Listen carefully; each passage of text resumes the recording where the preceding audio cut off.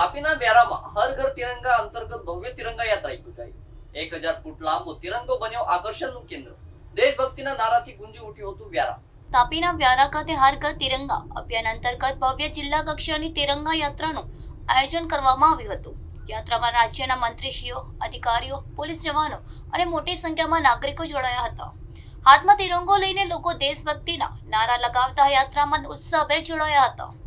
શિસ્તબદ્ધ પોલીસ ટુકડી, ઘોડેસવાર દળ અને બેન્ડ પાર્ટીએ યાત્રાની શોભામાં વધારો કર્યો હતો।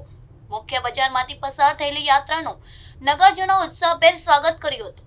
આ ભવ્ય યાત્રાનું મુખ્ય આકર્ષણ 1000 ફૂટ લાંબો વિશાળ રાષ્ટ્રધ્વજ રહ્યો હતો।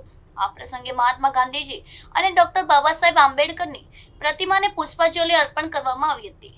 મંત્રીશ્રીએ એકતા, સ્વચ્છતા, પર્યાવરણ અને સુરક્ષાનો સંદેશો આપ્યો હતો। ભારત માતા કી જય અને વંદે માતરમના નારાથી સમગ્ર વ્યારા દેશભક્તિના રંગે રંગાઈ ગયું હતું। અંતે ઉપસ્થિત સૌ નાગરિકોએ સામૂહિક રીતે વંદે માતરમ અને રાષ્ટ્રગાનના જન ગણ મનનું ભાવપૂર્ણ ગાન કરી તિરંગા યાત્રાનું સમાપન કર્યું હતું। યાત્રા દરમિયાન સમગ્ર શહેરમાં રાષ્ટ્રપ્રેમ, એકતા અને દેશભક્તિનો અનોખો માહોલ જોવા મળ્યો હતો। આજે મારા પ્રભારી જિલ્લા તાપીની અંદર હર ઘર તિરંગા ખૂબ ભવ્ય રીતે હજારોની સંખ્યામાં વિદ્યાર્થીઓ, ભાઈઓ બહેનો આ તિરંગા યાત્રામાં જોડાયા હતા।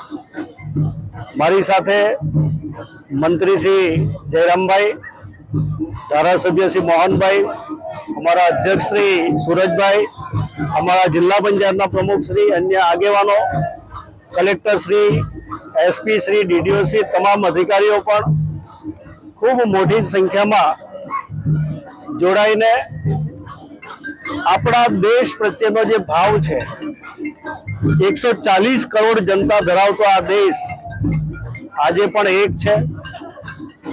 એકતાના આજે પણ દર્શન થાય છે।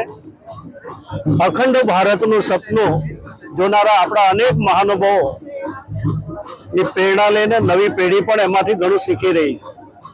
હું આશા રાખું છું આ એક તિરંગા યાત્રા ફક્ત યાત્રા નથી, આ એકતા માટે, અખંડતા માટેનો એક ખૂબ મોટી નિશાની છે। આ દેશનું આન બાન શાન બાન સચવાઈ રહે એ માટે વહીવટી તંત્રથી લઈને દરેક લોકોનું આમાં ખૂબ મોટું યોગદાન રહ્યું છે। હું આશા રાખું છું દેશ ખૂબ પ્રગતિ કરી રહ્યો છે। આજે દેશ વિશ્વમાં 5મા નંબરે છે।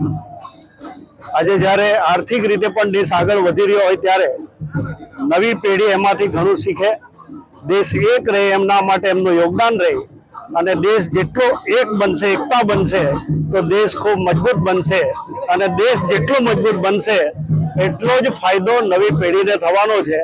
એટલા આજના દિવસે આપના માધ્યમ દ્વારા ખૂબ ખૂબ શુભકામનાઓ પાઠવું છું।